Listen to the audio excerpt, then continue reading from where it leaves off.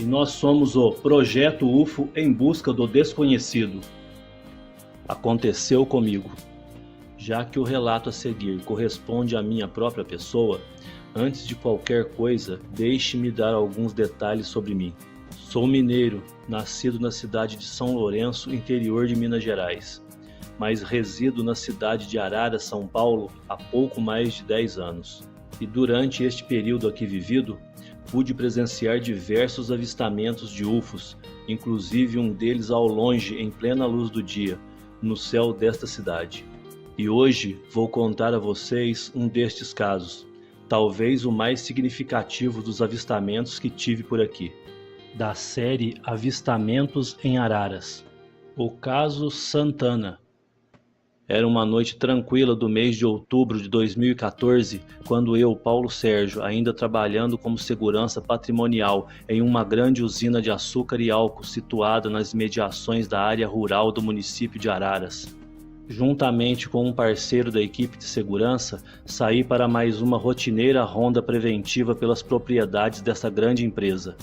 que dava início todos os dias às 20 horas, se estendendo até às 22 horas, onde retornávamos para a troca de plantão que se dava às 23 horas. Mas ao pegarmos a estrada rural, que nos levaria em direção a uma das fazendas pertencentes ao grupo aproximadamente às 20h30 horas da noite, percebi algo estranho a poucos quilômetros à frente.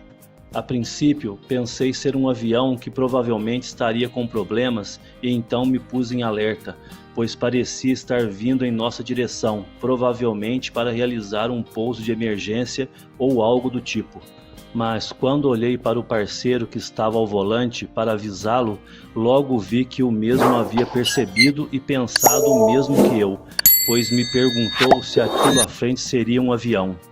Foi quando, ao olhar novamente e analisar toda a situação, percebi que o objeto estaria parado no ar, e pude observar que aquele estranho UFO era bem grande, chegando a aproximados 60 metros em seu comprimento total, e possuía duas fileiras horizontais sobrepostas de 8 a 10 luzes brancas muito intensas, que pareciam ser janelas, e estava bem em nossa rota. Pois acredito que o estranho UFO estaria pairando por sobre uma subestação de energia elétrica que ficaria situada bem em nosso caminho, a alguns metros de distância do portão de entrada da fazenda ao qual iríamos fazer nossa ronda rotineira de segurança. E ao reportar ao parceiro que não se tratava de um avião, pois o objeto estaria parado no ar, imediatamente o mesmo freou a viatura até que ela parasse totalmente, e passamos a vislumbrar a silhueta de um objeto que parecia ter o formato de um charuto ou cilíndrico. Como as únicas câmeras disponíveis no momento seriam a de nossos celulares, que não eram dos melhores,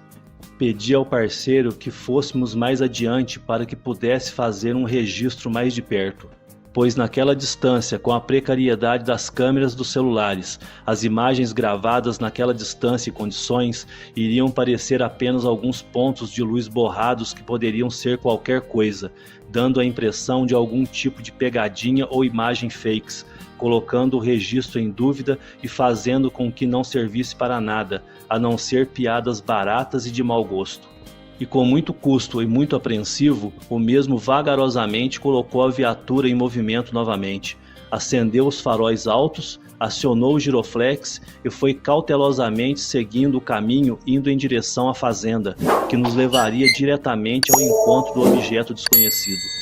Mas ao nos deslocarmos por aproximadamente 500 metros, acenderam-se duas luzes vermelhas cor de sangue em suas extremidades, que tinham um brilho muito forte e uma densidade em sua cor. Era como se estivessem dentro de um vidro tomado por uma densa fumaça, que riscaram a escuridão por alguns segundos em um movimento de zigue-zague, antes que ele partisse em um piscar de olhos, subindo em uma velocidade espantosa que só pudemos ver o início de seu movimento ascendente, que durou uma fração de segundos. Em seguida, desapareceu diante de nossos olhos como em um passe de mágica. Muitas manifestações de fenômenos ufológicos permanecem em total anonimato pelo mundo,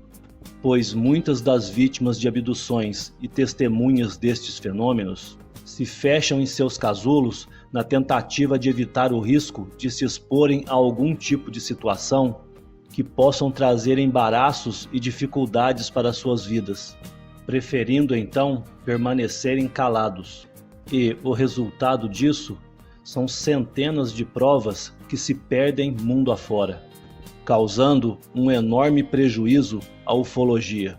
Por isso, cabe a todos aqueles que vivenciaram uma experiência relacionada ao assunto relatarem e com clareza a experiência vivida, para que um dia tudo possa ser exposto à luz da verdade. Não é mais segredo, só não vê quem não quer, pois hoje, mais do que nunca, a verdade vem sendo exposta a cada dia, apesar daqueles que insistem em criar barreiras para manter a verdade oculta na obscuridade, e usam de métodos desleais como a contra-informação,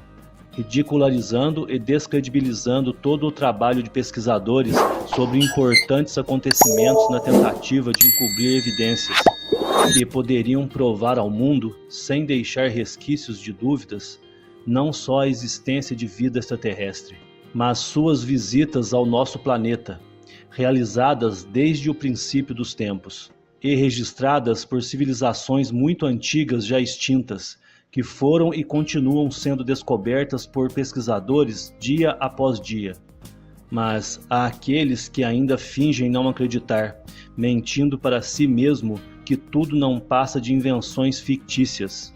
criadas ora por teóricos da conspiração e ora por aqueles que procuram os holofotes, a fama, usando o sensacionalismo e o inexplicável para fins próprios e obtenção de lucros. É claro que em meio a tudo isso, sempre vão existir os inescrupulosos que realmente visam unicamente seus lucros, como em qualquer outra área. Mas estes sempre acabam descobertos, desacreditados e condenados ao isolamento. Com empenho, um trabalho sério e sempre acalcado na verdade, chegaremos lá.